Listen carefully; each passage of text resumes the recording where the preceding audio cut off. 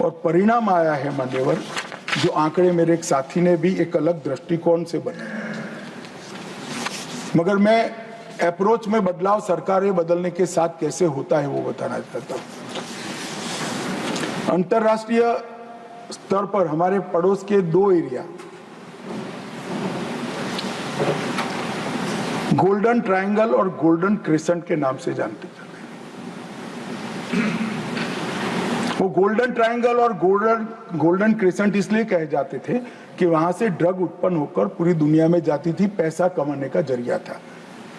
हमने बहुत प्रयास कर पूरी दुनिया ने आज इसको डेथ ट्रायंगल और डेथ क्रेसेंट के नाम से स्वीकारना शुरू किया है। माननीय नजरिए का बदलाव है। ड्रग व्यापार नहीं है, पूरी दुनिया के युवाओं के लिए खतरा है, नस्लें बर्बाद करने का साधन है। और अब डेथ ट्रायंगल और डेथ क्रेसेंट को पूरी दुनिया अलग अलग करने के लिए एकजुट होती जाती है। मान्यवर, मैं फिर से एक बार 4 से 14 और 14 से 25 की कंपैरिजन कहना चाहता हूं, किसी को बुरा नहीं लगना चाहिए। जब्त ड्रग्स 2004 से 14 में 25 लाख किलोग्राम थी और अब बढ़कर 1 करोड़ किलोग्राम से ज्यादा हुई। अब कुछ सदस्यों ने कहा कि आपके समय में बढ़ गया। अरे भैया, बढ़ नहीं गया, पहले से बढ़ा हुआ था, हमने पकड़ना शुरू किया जो आप नहीं पकड़ते थे। क्या नजरिया है हमारा? खून की संख्या घटाने के लिए खूनी को न पकड़ो, क्या बात हो गई है? हमने ड्रग ज्यादा पकड़ा तो हमें कहते हैं आपके समय में बढ़ गया। अरे बढ़ नहीं गया है, रोका भी हमने है, समाप्ति हम ही कर देंगे। और सब क्वालिटी ऑफ ड्रग 4 से 14 में 40,000 करोड़ का ड्रग पकड़ा गया और अब 1,50,000 करोड़ रुपए का ड्रग। क्योंकि ये जो एडकोड की सिस्टम बनी है, हमने इन्वेस्टिगेशन की पद्धति में बदलाव किया, माननीय, इसका परिणाम। और गत 5 साल में 14,000 करोड़ से अधिक का 23,000 किलो सिंथेटिक ड्रग भी हमने नष्ट कर दिया माने। और डिस्पोज पकड़ा हुआ उनका हमने जलाया। इन्होंने 10 साल में 3,36,000 करोड़ का केजी ड्रग्स जलाया, हमने 31 लाख केजी ड्रग जलाया।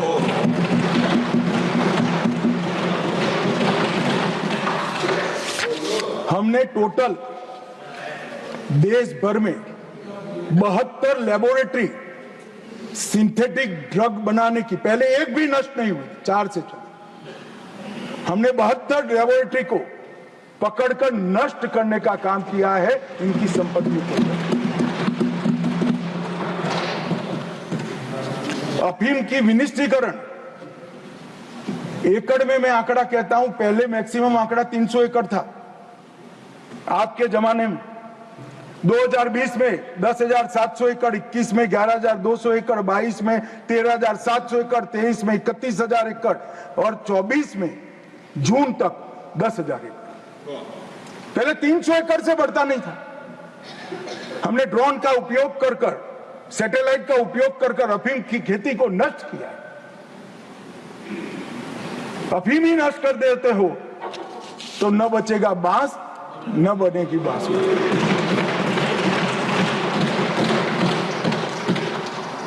मान्यवर, ड्रोन, सैटेलाइट और आधुनिक तकनीकों का हमने उपयोग भी किया है और कुछ मामले कांग्रेस के समय में 1,73,000 दर्ज हुए थे, हमने 6,56,000 मामले। कांग्रेस के समय में पीट एनडीपीएस का उपयोग एक भी बार नहीं किया गया था, हमने 2,453 लोगों को पीट एनडीपीएस के तहत जेल में डाला, जिसमें बेल का प्रावधान नहीं है। मान्यवर, अंतर्राष्ट्रीय सीमा से ड्रग अफगानिस्तान से लंका की ओर जाता है। ये बार बार आरोप करते हैं कि गुजरात से ड्रग क्यों पकड़ा जाता है, गुजरात से ड्रग क्यों पकड़ा। मैं तो चाहता हूं हर राज्य पकड़े भाई, और ये अंतर्राष्ट्रीय सीमा से पकड़ा जा रहा है, क्योंकि हमारी सरकार का नियम है 1 किलो ड्रग भारत में न आने देंगे, ना भारत से कहीं बाहर जाने देंगे। और इसलिए गुजरात और महाराष्ट्र के दरिया किनारों से करोड़ों लाखों करोड़ों का ड्रग पकड़ा गया। सागर मंथन 1, सागर मंथन 2, सागर मंथन 3, तीनों एक्सरसाइज में कई किलो ड्रग पकड़ा गया। दिल्ली और गुजरात, दिल्ली और पंजाब, दिल्ली और कर्नाटक, कई राज्यों ने संयुक्त अभियान भी चलाए।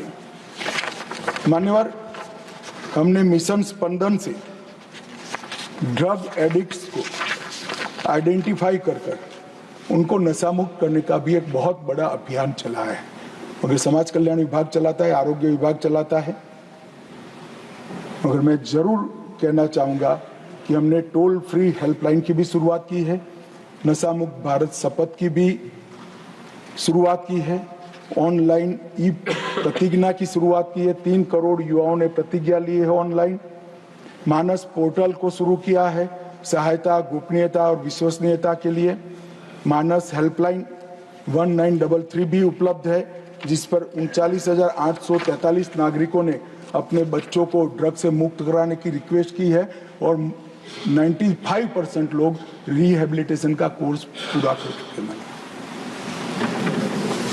परंतु फिर भी मैं एक बार कहना चाहता हूं मान्यवर कि ये जो समस्या है, ये कोई अकेली केंद्र सरकार, कांग्रेस सरकार का अकेला गृह विभाग, केंद्र सरकार का गृह विभाग, वित्त विभाग, शिक्षा विभाग, समाज कल्याण विभाग मिलकर नहीं कर सकते। इसमें देश के हर एक नागरिक ने योगदान देना चाहिए। कहीं पर भी अगर अपने आसपास में कोई बच्चा ऐसे लक्षण पाए जाते हैं कि वो ड्रग एडिक्ट होने का संभावना है, इनके बिहेवियर में परिवर्तन दिखता है, कहीं पर भी ड्रग बेचने की सूचनाएं मिलती है, तो जरूर हमारे ऑनलाइन पोर्टल पर आप सूचना दीजिए। गोपनीयता भी बनी रहेगी, बच्चे का सामाजिक जीवन भी हम बर्बाद नहीं होने देंगे, और इसको ड्रग एडिक्ट से मुक्त कराकर वापिस आपके घर में भेजने की हम व्यवस्था। मगर ये सहयोग जब तक नहीं मिलता, सरकार अकेली कुछ नहीं कर सकती। परंतु ये सुनिश्चित है कि ड्रग के कारोबार से पैसा कमाने वाले, ड्रग में कमाए हुए पैसे को आतंकवाद की गतिविधियों में भेजने वाले किसी को बख्शा नहीं जाएगा। और मान्यवर, एक ड्रोन का जिक्र हुआ, मैं ये भी सदन को कहना चाहता हूं, हम बहुत नजदीक एक कंप्लीट ड्रोन रोधी सॉल्यूशन के प्राप्त करने में।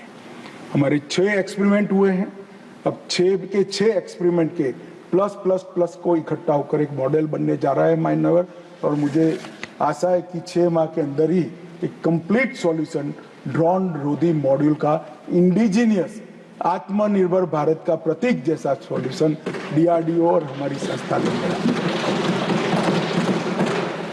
मान्यवर, मैं जब गृह विभाग की बात लेकर आया हूं तब ये भी जरूर कहना चाहता हूं कि कानून और व्यवस्था एक प्रकार से राज्य का इस विषय है, परंतु क्रिमिनल जस्टिस सिस्टम के तीनों कानून ये भारत सरकार ने बनाए, और तीनों कानून लगभग 160 साल पुराने थे। सन 57 की क्रांति के बाद अपने शासन को मजबूत करने के लिए बनाए गए कानून। उसमें कहीं नागरिक की चिंता नहीं, नागरिक के शरीर की चिंता नहीं थी, संपत्ति की चिंता नहीं थी, सम्मान की भी चिंता नहीं थी, सरकार को सुरक्षित रखने की चिंता थी। और दुर्भाग्य देखिए इस देश का कि 75 साल तक अंग्रेजों के बनाए हुए कानून, अंग्रेज की पार्लियामेंट ने बनाए हुए कानून, अंग्रेज सरकार को मजबूत करने के लिए बनाए गए कानून ऐसे ही चलते रहे।